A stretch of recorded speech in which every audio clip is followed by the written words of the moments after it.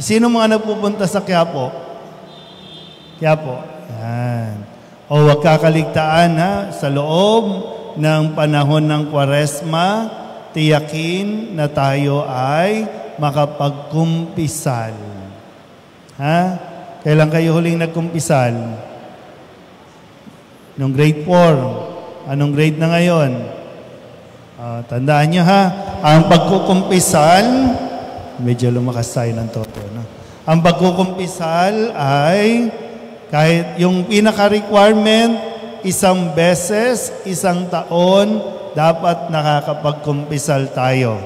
Pero po pwede rin namang mas madalas, pwedeng 3, 4 na beses, pwedeng isang beses, isang buwan, depende sa pangangailangan natin. Ibig sabihin, kung mabigat yung ating kalooban dahil alam nating may nagawa tayong kasalanan, so huwag mo nang patagalin. Huwag mo nang hintayin yung susunod na mahal na araw bago tayo makapagkumpisan. Pero mas mainam, bago magmahal na araw, makapagkumpisal na tayo. Kasi mahirap yung parang naghahabol tayo, gagahuli na naman tayo ng oras, hanggang sa nakalimutan na naman natin. Kapag nakalimutan natin mangumpisal, o kaya babaliwalain natin yung pangungumpisal, so ibig sabihin, pinapanalo natin ang tukso ng demonyo. Ha? Kasi ayaw ng demonyo na tayo po ay magsisi sa ating mga kasalanan.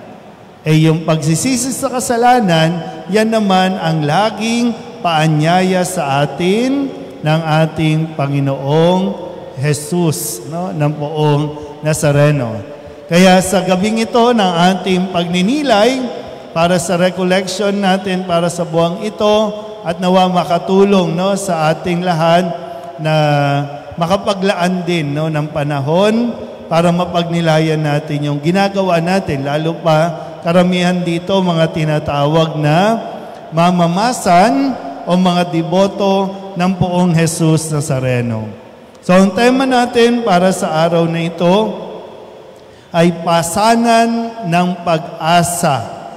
Si Jesus Nazareno, kalakbay ng mga umaasa. Yan. Sige nga, pakibasa nga po ulit. Pasanan. Wala. Sino ba yun? Sinong nagko-control? Sige Brad, paki-next. Yan, basa. Pasanan ng pag-asa. Si Jesus Nazareno, kalakbay ng mga umaasa. Dahil ngayon ay taon ng Hubileo at ang pagdiriwang natin ng Hubileo ay nakatuon sa hope o pag-asa. Sabihin nyo nga ulit, pag-asa. Yan. Next slide. Yan po. So, familiar sa ating lahat ito, no? Kahit hindi ka deboto, familiar sa iyo ang imahin o larawang ito ng poong Jesus Nazareno.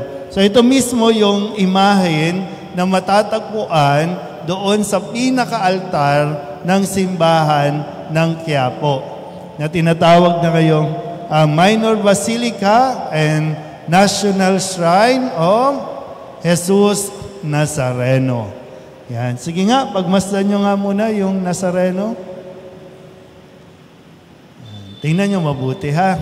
Kasi dapat habang bata pa, titingnan ninyo yan. No? Kasi kahit namamamasan na, minsan wala pa ring dating sa kanya kasi hindi pa nangungusap yung imahin sa isang deboto. So para sa mga hindi po familiar, yung hindi pa,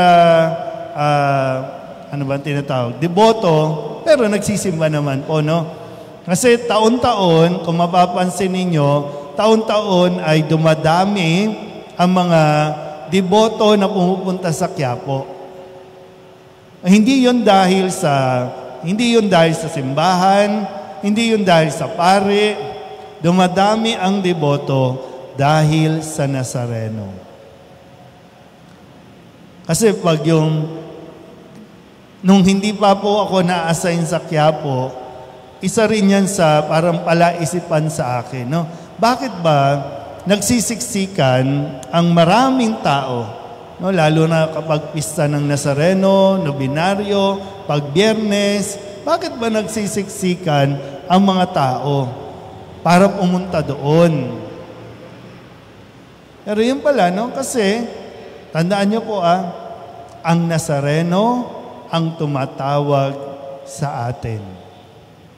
Yung iba tinawag na, yung iba hindi pa nakakaramdam o hindi pa nakakapakinig ng tawag ng Nazareno. Pero isang araw tatawagin ka niyan. No? May kanya-kanyang panahon lang. Nung hindi pa ako sa Quiapo, hindi ako pumupunta ng Quiapo. Pero nung nandun na ako, no, dinala ko ng Nazareno para mas maunawaan ano ba itong debosyon na ito sa buong Nazareno. So pag tinignan nyo ang imahe ng Nazareno, next slide, Brad. Ang imahe ng Nazareno ay simbolo ng pag-ibig ng Diyos sa atin. Gaya ng nasabi ko kanina, bakit parami ang pumupunta sa Quiapo? Dahil marami ang naghahanap ng pagmamahal at nakakasumpong ng pagmamahal.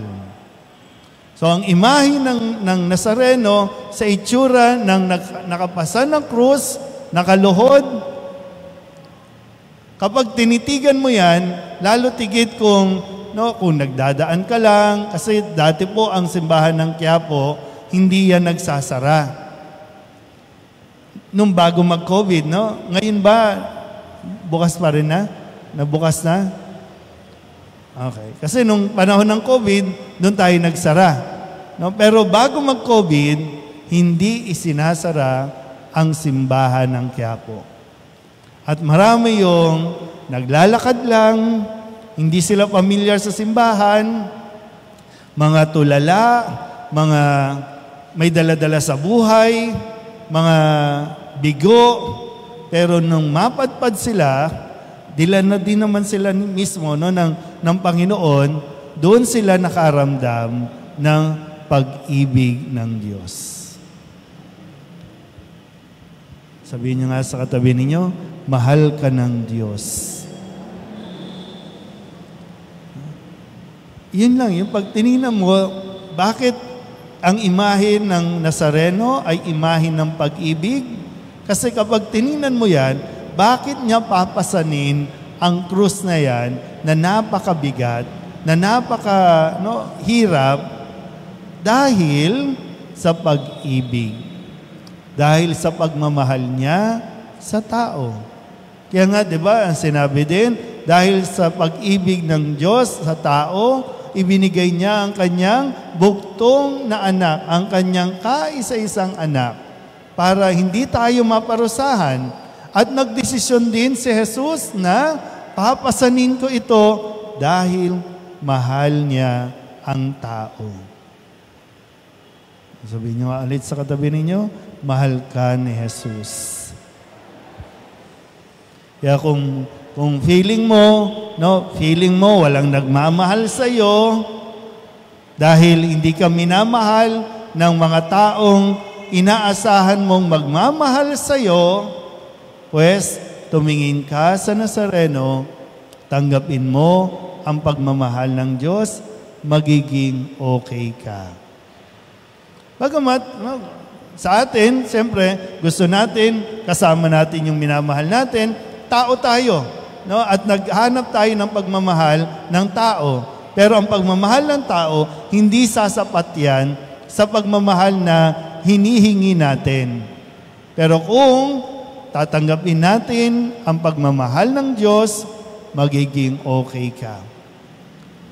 Sabi ko kanina, kahit hindi ka suklian ng pagmamahal ng mga taong gusto mong mahalin ka, sasapat ang pagmamahal ng Diyos. Di ba malaking bagay po yung malaman mo na may nagmamahal sa iyo. Ha? Kaya huwag hahanapin kung saan-saan. Pero minsan pinapahintulot ng Diyos na, sige, tingnan mo muna. Pero pag nakita mo na, wala talaga doon, magbalik ka sa Nazareno. At tanggapin mo yung pagmamahal. So, pag tinignan mo ang imahe ng Nazareno, ang mapapaalala sa iyo, pag-ibig ng Diyos. Kaya yung iba po, di ba, no? Niyayakap ang Nazareno. Talagang yung, di ba? Nayakap na ba kayo o may niyakap ka na ba dahil sa pagmamahal? Yung yakap talaga. Sige nga, akbayan nyo nga yung katabi ninyo kung kakilala ninyo, ha? Pero kung hindi, wag nyo akbay. Baka sampalin kayo. Di ba? Yung comfort, di ba na yung comfort na maramdaman, yung yakap na may pagmamahal. Hindi yung yakap lang na wala lang, yakap lang. Pero kapag yung yakap na talagang may pagmamahal, nakakaramdam tayo ng comfort.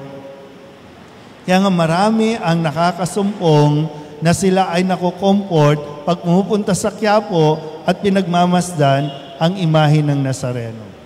Na kahit walang naririnig na salita, pero yung imahe mismo nagsasabing, mahal ka ng Diyos.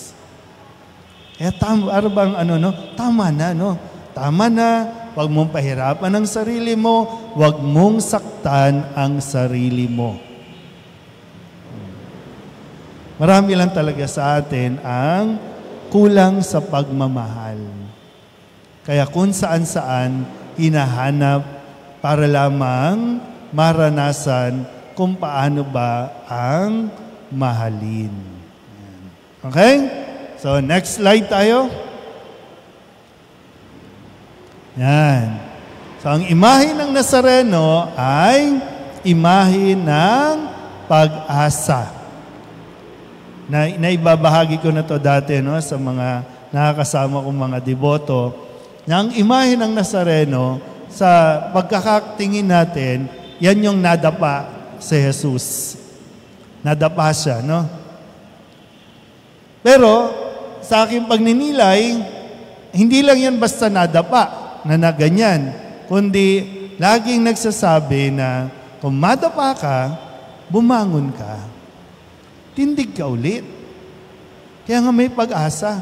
So, hindi pwedeng, nadapa na, hanggang dyan ka na lang ba? Hindi eh. Kaya pagbangon niya, hindi rin naman niya binitawan yung krus. Niyakap pa rin niya yung krus. Ay yung mga krus, no, yan yung bigat na dinadala ng tao.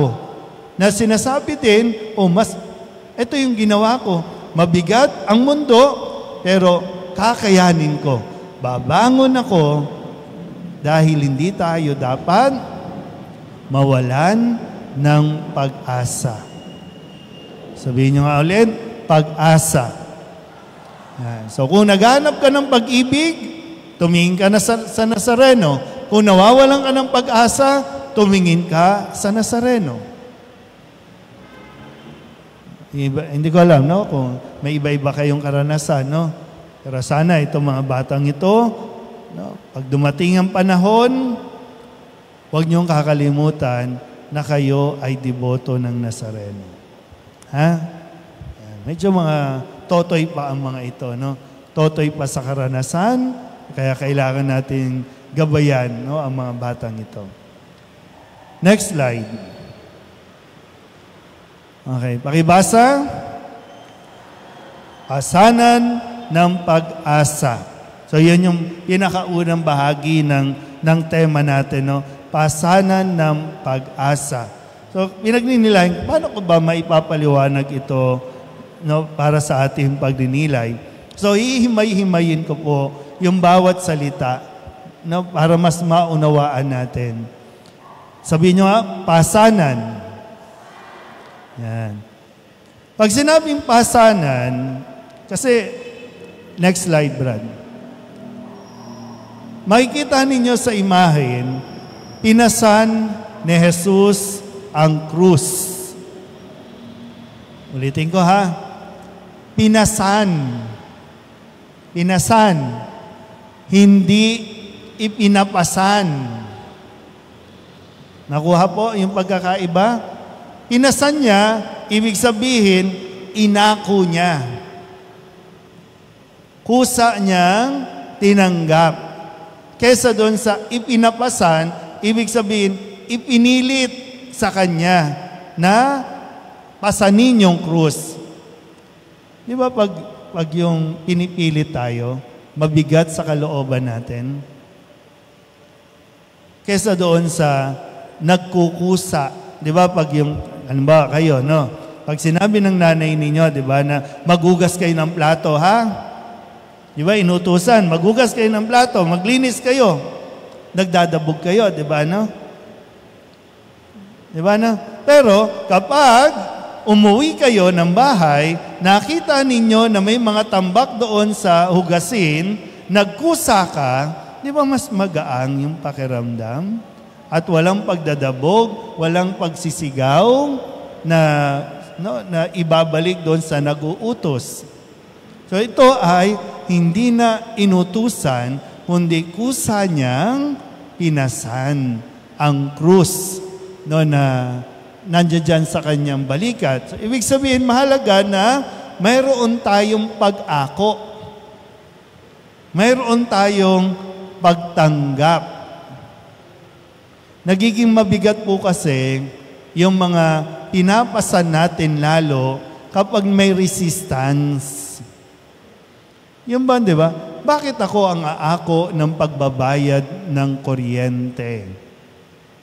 Bakit ako aako ng pagbabayad ng upa?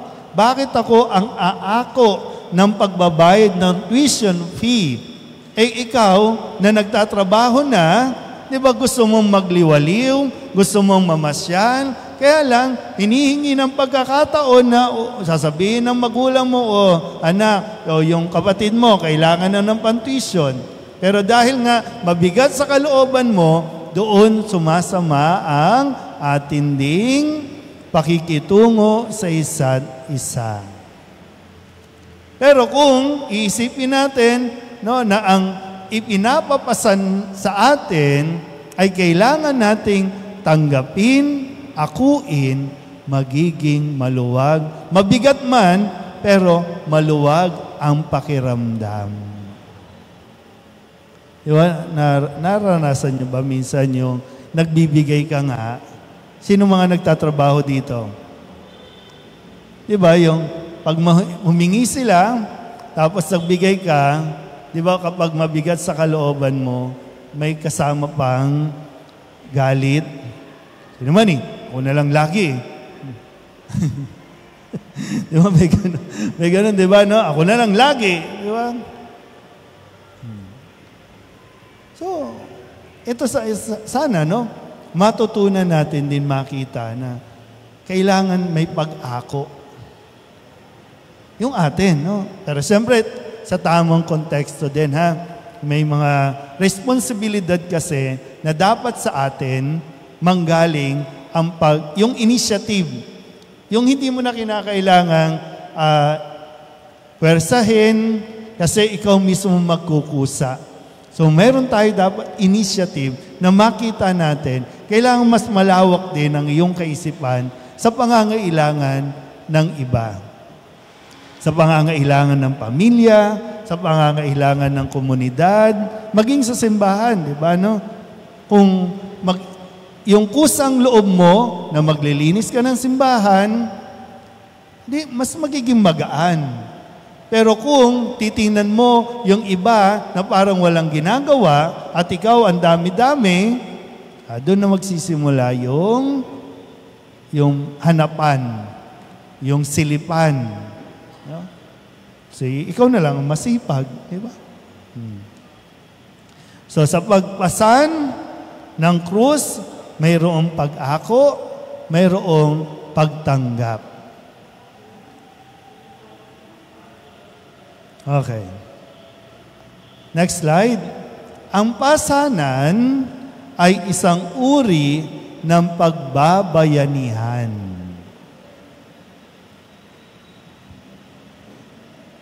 Sabihin nyo nga, pagbabayanihan.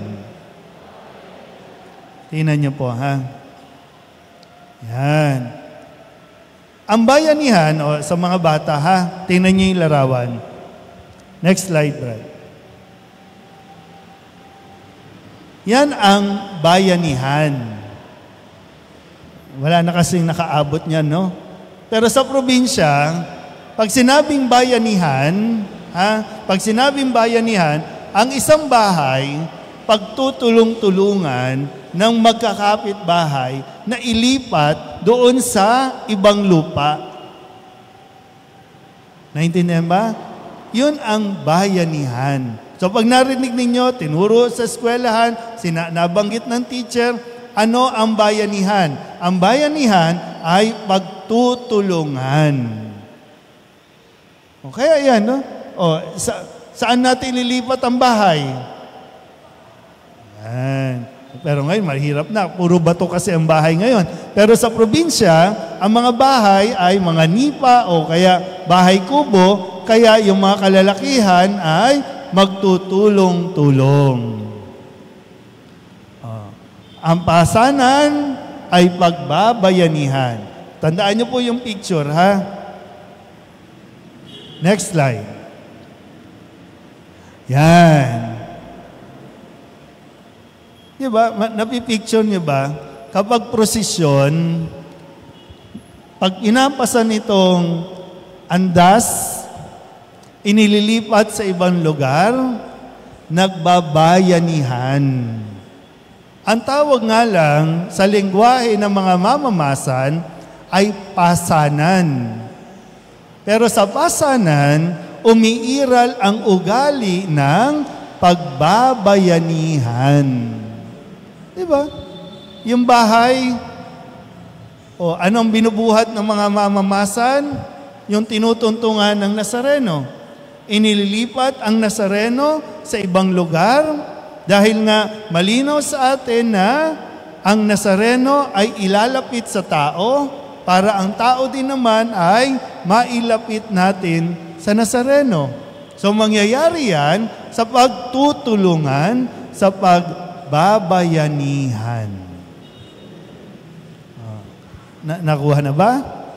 So, kapag may prosesyon ng mga mamamasan, kung lalo na kung malinaw sa mga mamamasan, no, nagbabayanihan sila. Nagbabayanihan tayo. Ibig sabihin, nagtutulungan tayo.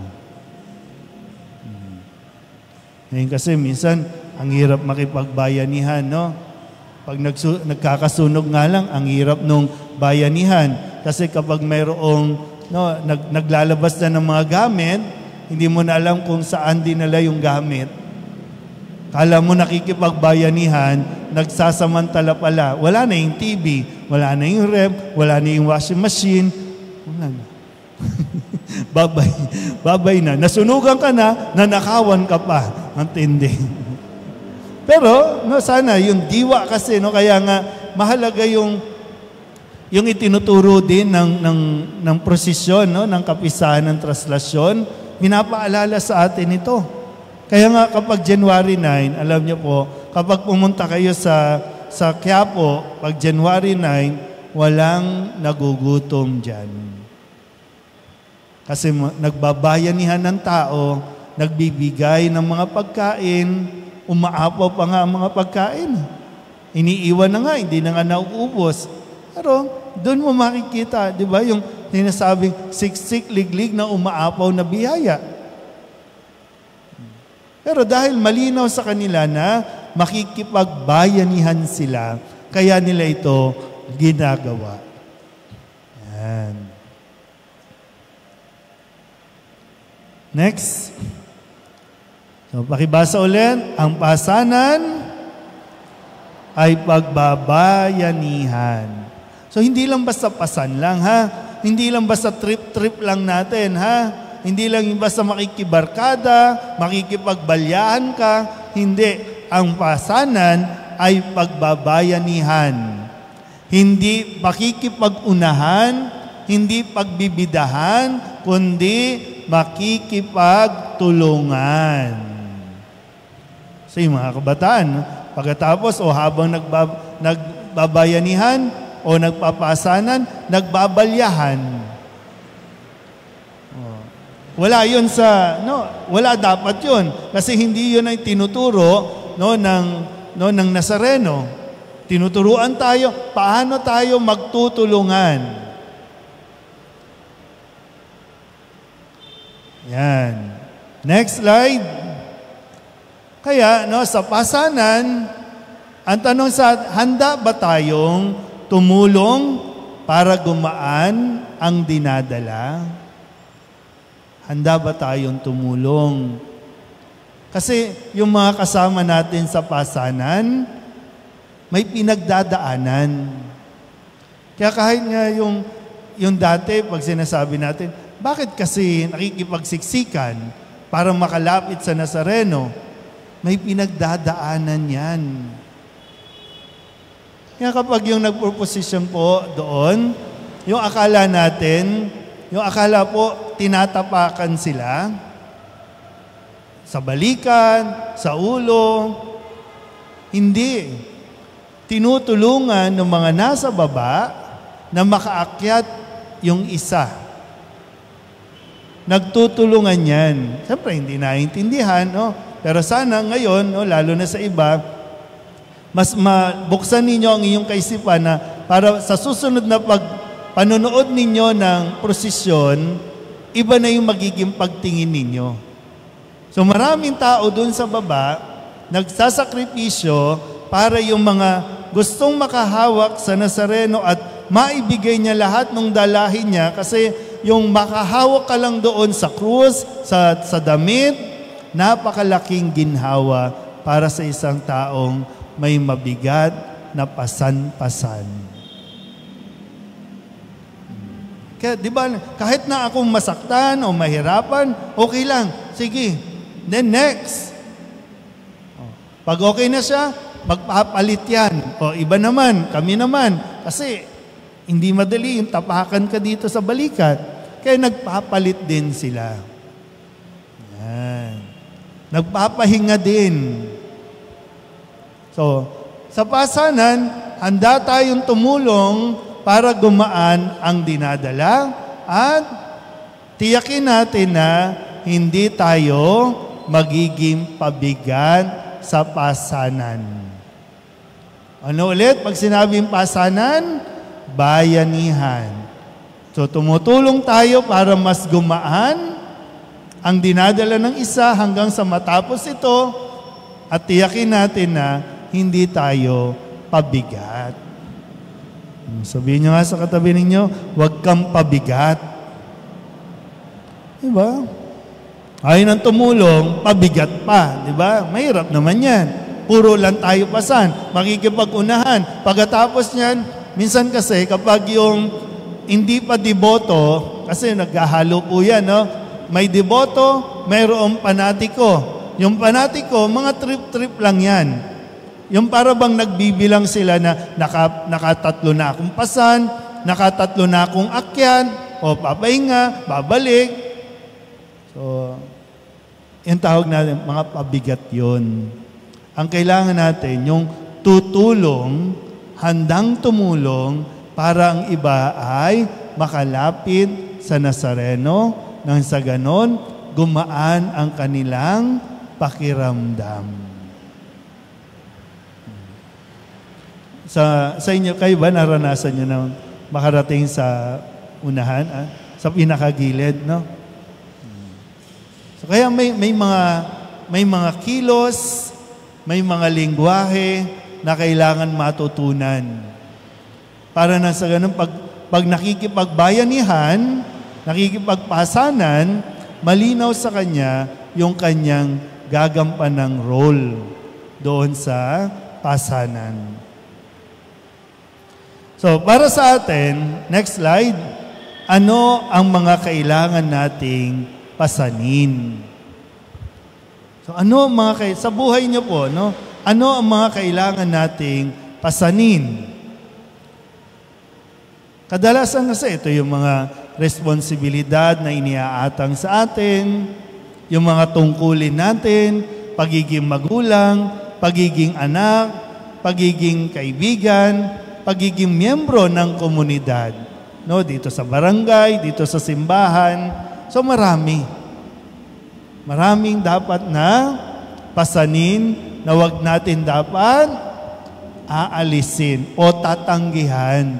Kasi may mga pasanin na para sa iyo lang. Wag mo nang ipasa sa iba. At wag mo din namang kunin yung para sa iba. Mayroon kang sarili. Kaya nga pag pumapasan po, yung pagkatapos ng pasanan, dapat handa ka din pasanin yung sa iyo. Kasi yan, yung larawan na yan, pinasan ni Jesus yung kanya. Yung sa atin, pasanin mo din. Di ko alam, no? Kung pwedeng ang pagkakasakit, yan ay pasanin mo. Yung magkaroon ka ng kapatid na problemado, o kaya adik, may bisyo, yan ang pasanin mo. Magkaroon ka ng magulang na irresponsable, pabaya, yan ay pasanin mo. O magkaroon ka din ng anak na medyo makitid ang utak, yan ang pasanin mo. Sabihin nyo nga sa katabi ninyo, pasanin mo. Kasi alam nyo, kahit anong tanggi mo, kahit anong baba mo dyan, para sa'yo yan, babalikan at babalikan mo yan. Kahit ilang taon mo yan na, diyan ka lang, ayoko sa'yo, diyan ka lang, babalikan at babalikan mo yan. Kasi hindi ka makakarating sa dulo hanggat hindi mo yan pinapasan. So, pinatatagal mo lang. No? Pinatatagal mo lang. Pero kung aakuin mo na ngayon, pag napasan mo na, natapos mo na, mas maginhawa na ang buhay mo. Next. So, okay tayo sa pasanan. Kahit pa paano po, nakatulong, maunawaan, na kapag sinabing pasanan, okay. Ngayon, ano ang pag-asa? Sabihin nyo nga, pag-asa. Next. Ang pag-asa ay, basa nga, next slide. Ching! Basa. Ang pag-asa ay isang damdaming nagpapasigla sa ating pang-araw-araw na buhay. Damdamin. Okay? Ang pag-asa ay isang damdamin. So, hindi pwedeng mawala yung damdamin ng pag-asa. Pag sinabi niyan ay ganito. Ganito yung kadalasan nating nababanggit. Next slide. Magiging maayos din ang lahat. So, kung hindi naging okay ngayon, no? Kung hindi naging okay ngayon, tulugan mo na yan. Tulugan mo na yan. Pero, sasabihin mo, magiging okay din lahat. Kasi minsan, hindi kayang isolve ngayon. Hindi kayang isolve o masolusyonan na sa susunod na linggo, sa susunod na buwan. Pero, pangahawakan natin na magiging okay din ang lahat. Yung minsan kapag na may nagkakasakit, kapag mayroon na ospital, di ba yung parang ang tagal-tagal, nauubos na yung energy mo, nauubos na rin yung pera mo. Pangahawakan mo ito at sasabihin mo, magiging maayos din ang lahat.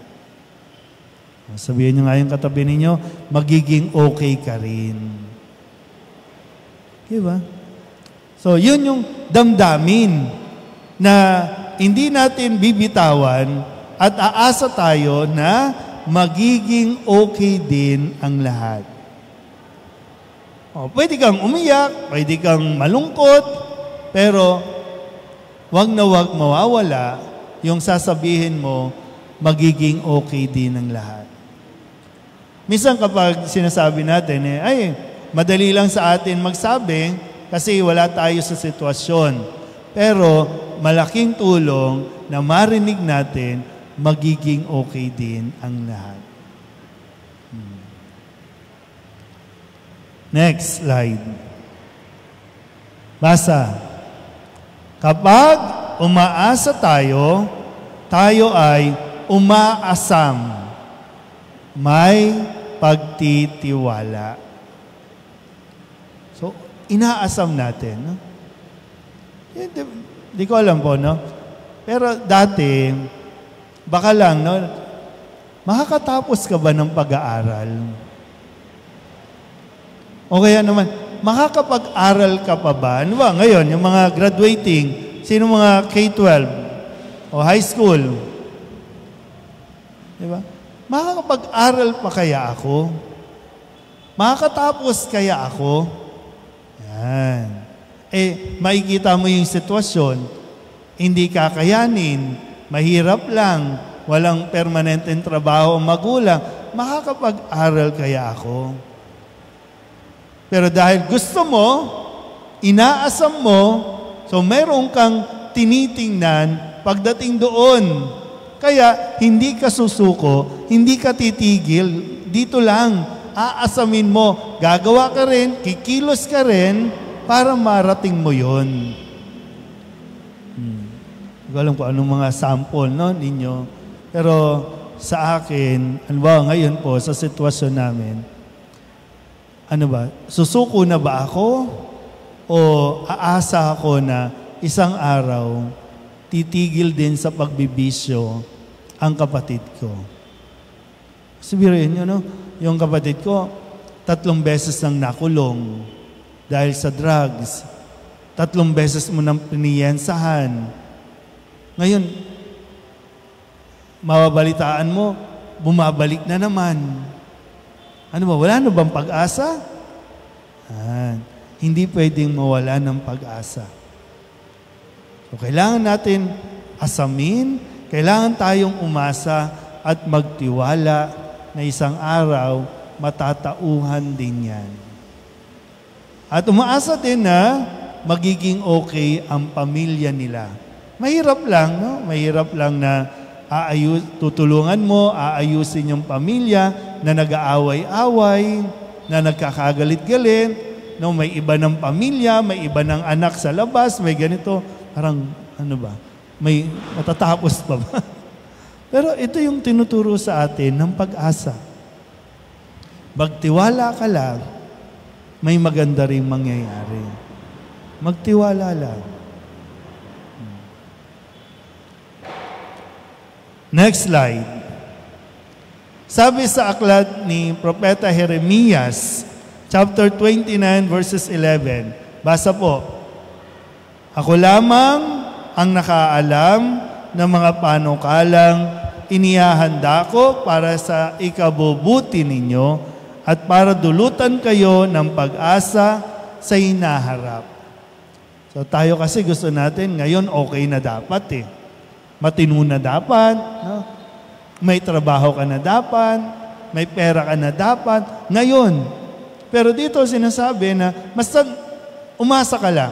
Huwag kang mawala ng pag-asa, ang Diyos ang nakakaalam kung kailan. Inihahanda lang niya para sa isang mas magandang ibibigay sa atin. Yung pangarap natin, ito lang eh. Pero kung titingnan mo at maghihintay ka, mas malaki ang pangarap ng Diyos sa iyo. Mga bata, ha? Maganda ang plano ng Diyos. Huwag yung hanggang dito lang tayo sa kanto. Huwag yung hanggang pasanan lang kami. Sa pasanan, sopas lang ang kakainin. Ha?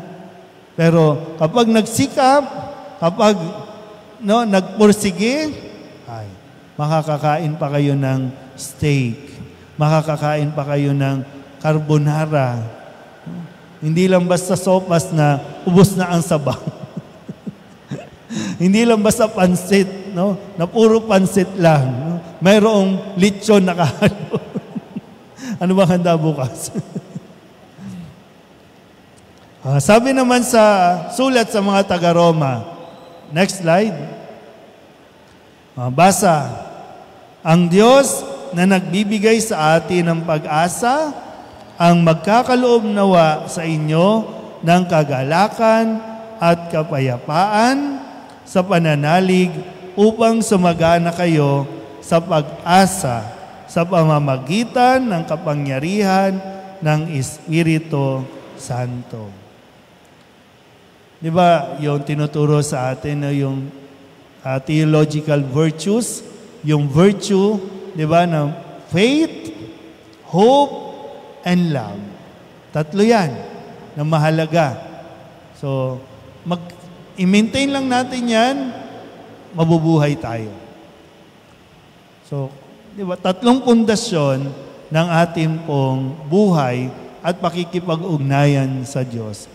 Pananampalataya, pag-asa, at pag-ibig.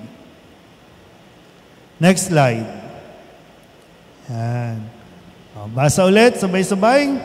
Bukod dito, nagagalak tayo sa ating mga pagbabata o paghihirap sapagkat alam nating ito'y nagbubunga ng pagtsatsaga. At ang pagtsatsaga ay nagbubunga ng katatagan. At ang katatagan ay nagbubunga ng pag-asa. Hindi tayo nabibigo sa ating pag-asa. Sapagkat ang pag-ibig ng Diyos ay ibinuhos sa ating mga puso sa pamamagitan ng Espiritu Santo na ipinagkaloob na sa atin. Sabihin nyo nga ulit sa katabi ninyo, may pag-asa ka pa. Wag mong bibitawan, ha? Wag kang bibitaw. At yung sabi ko, no, minsan pakiramdam natin, parang ang tagal-tagal. Parang ang haba-haba ng ating paghihintay. Pero kabahagi niyan, yung pagtsatsaga. Ang pagtsatsaga ay nagbubunga ng katatagan at nagbubunga ito ng pag-asa. So, pinatitibay lang pala tayo, no, ng mga nararanasan natin para mas maging totoo yung kahulugan ng pag-asa. Magbabago din yan. Mababago din yan. Yung iba nga lang, medyo hindi nakapaghintay, di ba? Na, ay, yan, mga adik yan, hindi na magbabago yan. Patayin na natin. Di ba ganyan? So, kaya hindi tayo dapat mawala ng pag-asa. O kahit yung kayo, no, yung mga DDS dito, may pag-asa pa yan. Kahit minura niyan ang Diyos, may pag-asa pa yan. Huwag lang natin sukuan. Ipagdasal lang natin. Ha? Next slide. So ngayon po ay Pilgrims of Hope. Okay? So tinataon po dito. Next slide. Yan. So kung titingnan nyo ang logo ng Jubilee Year, no, ng celebration ng Jubilee Year natin, yan. Di ba? Tingnan nyo mabuti, ha? Di ba pasanan din yan? Yung apat na tao na iba't ibang kulay, base po, no, sa pagpapaliwanag ng logo, yan ay yung mga taong buhat sa apat na sulok ng daigdig. North, South, East, and West. Lahat ng tao na nakaakbay sa isa't isa.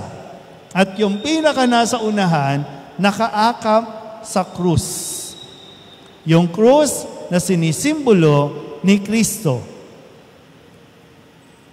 Na doon sa ilalim, na mayroong alon, na tayo sa panahong ito, na may pinagdadaanan, no? Lalo pa tayong nasa Pilipinas, umaalon, pero hindi tayo babagsak dahil nga magkakapit tayo.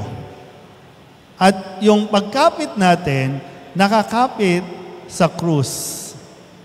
Kaya nga, yung ilalim ng krus ay nagmistulang arko. Anchor. No, yung anchor na gumagabay sa atin na dito tayo. Dito muna tayo. Di ba? Hindi, pag tinignan mo, ganyan na nangyayari sa tuwing may pasanan. Kaya nga marami dumadayo mula sa iba't ibang lugar, minsan mula pa sa probinsya, pupunta dito sa pasanan ninyo, pupunta sa Quiapo, at ano mangyayari? Nagtutulungan. Next slide. So, ang Nazareno, na sinasabi natin, kalakbay ng mga umaasa. Ano ibig sabihin ng kalakbay? Next slide. Kalakbay, sinasamahan tayo sa ating paglalakbay. Nakikilakbay. Nakukuha po ba? Sinasamahan. Hindi yung bahala kayo dyan, mauna na kayo dyan. Hindi. Sasamahan tayo ng Nazareno sa ating paglalakbay. Yan.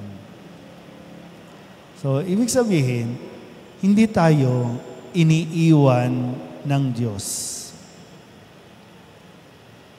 Hindi tayo nag-iisa kahit napakiramdam natin, mag-isa na lang ako. Dahil, nandyan ang Nazareno, hindi man natin nakikita, pero sinasamahan tayo. Sinasamahan, ha? Pag sinabing sinasamahan, ano man ang ginagawa natin, palalakasin ang loob natin, pero dapat nating gawin yung nararapat nating gawin. Hindi yung ako na. O, diyan ka na, ako na ang gagawa niya. Hindi, kasama natin si Jesus. Kaya natin nakakayang gawin yung mga bagay na dapat nating ginagawa.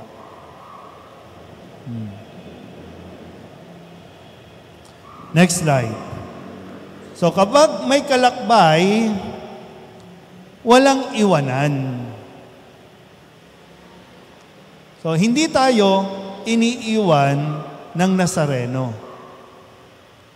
Huwag mong iisipin, kahit na nagkasakit ka ha, kahit na namatayan ka, hindi ka iiwan ng Nazareno. Kaya ganun din sana ikaw, kung sasama ka, di ba, sa procession nga, di ba, no? Kung sasama ka, handa ka bang simulan? O baka naman, hanggang simula lang. Pagdating ng gitna, uuwi na. Tapusin. Umpisahan at tapusin. Na siyang ginagawa ni Jesus sa atin. Paglabas mo pa lang sa mundong ito, kung tutusin nga, nasa sinapupunan ka pa lang, sinasamahan ka na ni Jesus hanggang sa kamatayan, sasamahan ka ni Jesus. Dahil pagdating sa kamatayan, kukunin ka ni Jesus, dadaling ka doon sa langit. Sabihin niyo nga ulit sa katabi ninyo, hindi ka iiwan ng Nazareno. Kasi kapag inisip nga natin na wala tayong kasama, saan tayo napupunta? Sa bisyo, sa inuman, sa sugal. Sa Nazareno po, nakakatiyak tayong hindi tayo iiwan. Kaya kumapit ka sa Nazareno. Huwag kang kumapit sa politiko. Kasi iiwan ka niyan. Kaya naman kasi, di ba, no? Kung sino may paayuda, doon kayo nakakapit. Eh, pag bigay na, wala na. Iiwanan ka nila.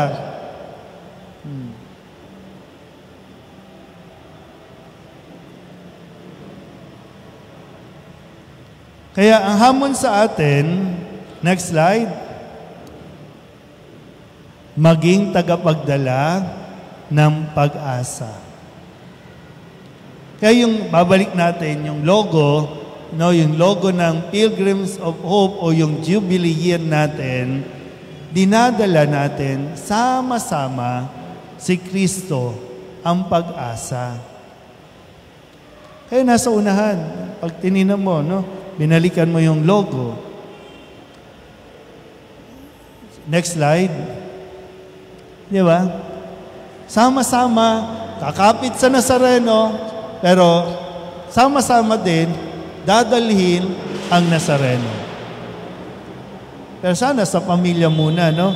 Sa simbahan natin, dito sa Sacred Heart. No? So ilan pa sa mga hamon na dapat natin tandaan.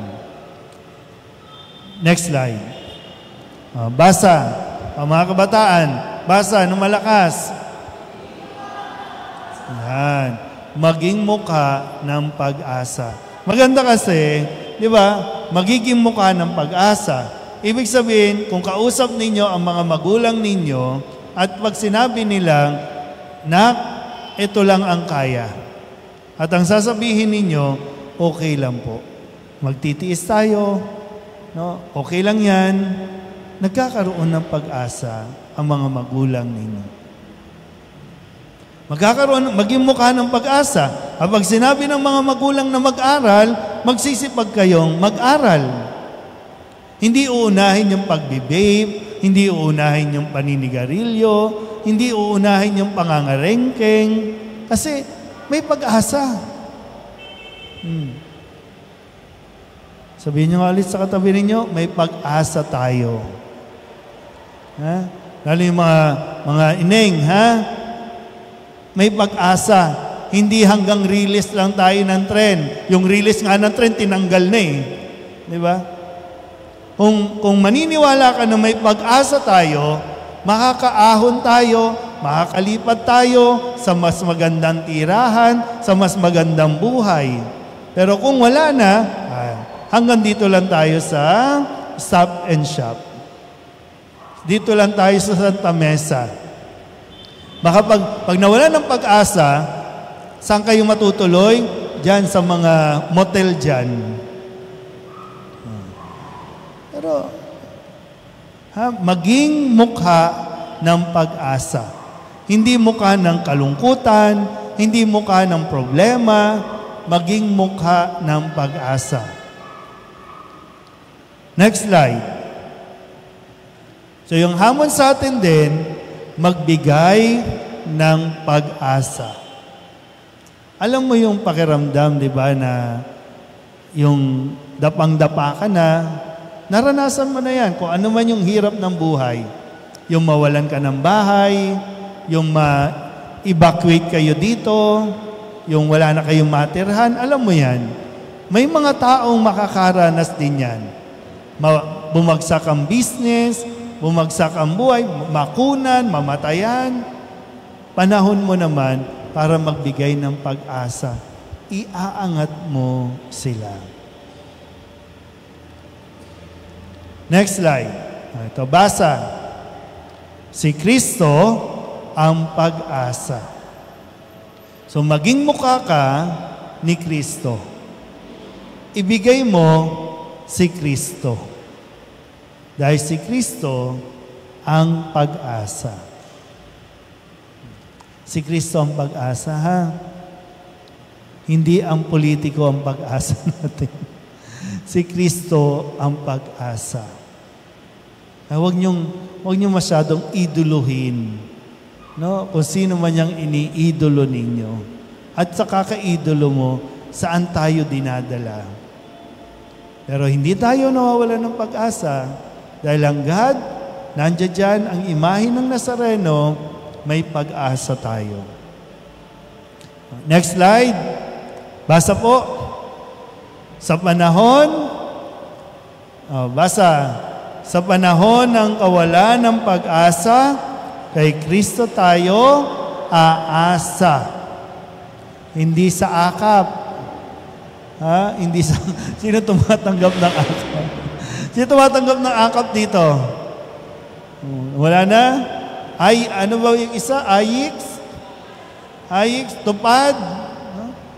Si Kristo ang tutupad sa atin, ha? Hindi yung mga politiko, ha? Ngayon naman, mabigyan kayo ng tupad. Parang siya na yung pag-asa, eh. Ha? Okay, next slide. Basa. Kumapit ng mahigpit sa pag-asa. Ha? Kumapit ng mahigpit sa pag-asa. Ulit nga. Huwag sa patalim, huwag sa droga, huwag sa babae o sa lalaki, kumapit ng mahigpit sa pag-asa. So ulitin natin, si Kristo ang pag-asa. So hintayin lang natin, no? Kaya nga sana dumalo sa mga misa, lalo na pagdating ng mahal na araw, mas makikita mo kasi kung ano ang gagawin ni Jesus para sa atin. Amen? Magsitayo ang lahat.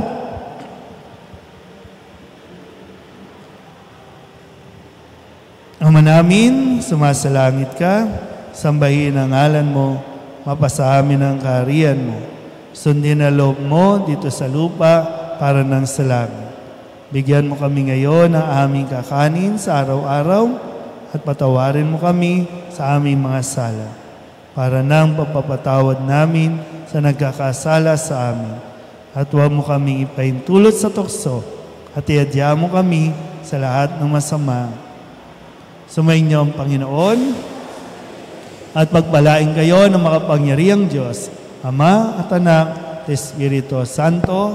Amen. Magandang gabi po sa inyong lahat. Yun po, palakpakan po natin si Reverend Father Douglas Badong. No? Magsiupo lang po lahat.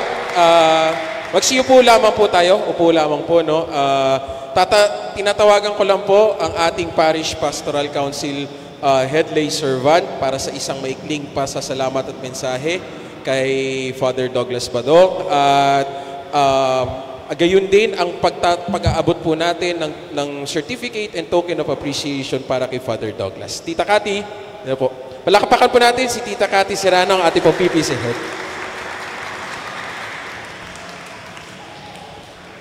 Magandang gabi po sa lahat. Magandang gabi po sa lahat. Sa ngalan po ng aming Kura Paroko, Reverendo Padre Artemio Pabros, sa bumubuo po ng Parish Pastoral Council, Finance Council at ng buong kapatiran ng Sagradong Puso ni Jesus Nazareno, kami po ay nagpapasalamat sa inyo, Father Douglas Badong, sa oras na kami po yung inyong pinagbigyan. Nawa, tayo po na nakinig, hindi lang sa pagpapasan, sa buhay po natin lahat na natutunan natin ngayon. Nawa, Father Badong, pagpalain po kayo, gabayan ng ating mahal na pong Jesus Nazareno. At bilang pasasalamat po natin sa ating guest speaker na si Father Badong, gagawad po tayo ng isang certificate of appreciation and token na pangungunahan ni Tita Cathy, kasama po ang ating representative from the Young Adult Ministry and at Parish Emergency Response Team. Tita, pwede na po kayo pumunta po dito. Basahin ko lamang po yung nilalaman po ng certificate.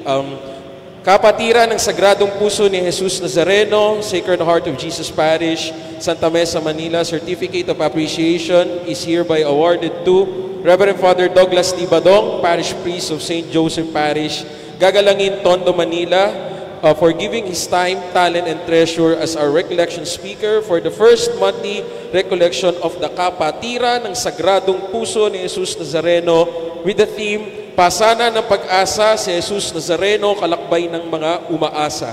Given at the Sacred Heart of Jesus Parish, 4324 Old Santa Mesa Street, Santa Mesa, Manila, this 22nd of March, 2025, in the year of our Lord and Savior, a celebration of the Jubilee Year of Hope, and the 350th Jubilee Year of the first apparition of the Sacred Heart of Jesus. Signed, Sister Catherine M. Serrano, Parish Pastoral Council Head Lay Servant.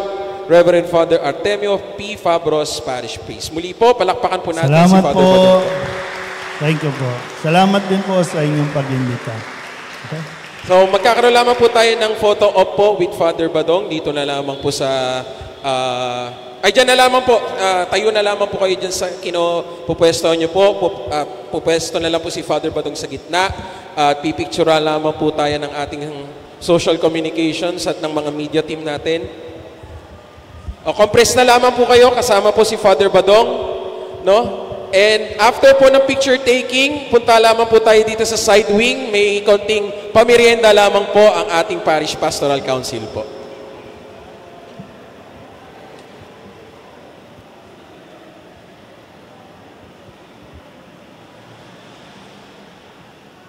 Okay lang ba per group? Apo. Kasi hindi makita yung iba. Sige po. Dito po, yung per group. Yung mga per group po natin, yung mga upo po Per muna, group na lang, tatawagin per po lahat ng mga grupo po ay magkakaroon ng picture with Father Badong.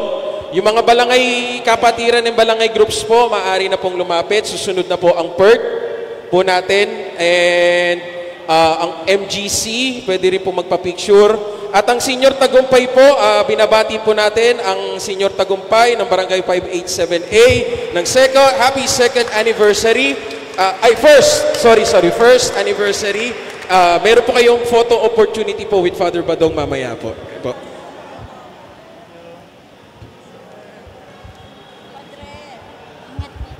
Ang next po ay ang PERT. Tapos, MGC. Then, may nakikita po ko from our LECOMs. Pwede rin po magpa-picture kay Father Badong. So, per group po muna tayo. Then after po ng picture taking, maaari po tayong pumunta sa may side wing, dito lamang po sa gilid para sa kaunting merienda na inihanda po sa atin ni Father Tem at ng ating Parish Pastoral Council.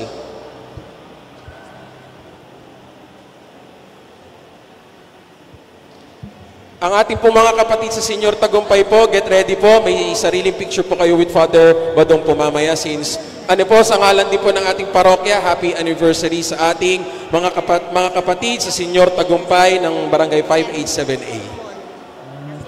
Maaari na po pumasok yung mga PERT po natin, yung ating Parish Emergency Response Team para sa isang picture taking po.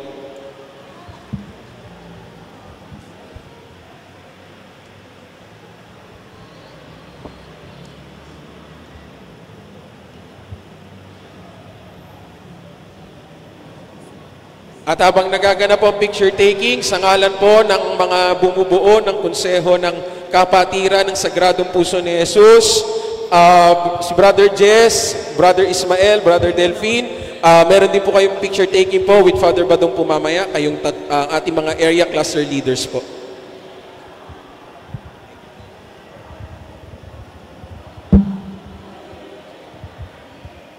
Then,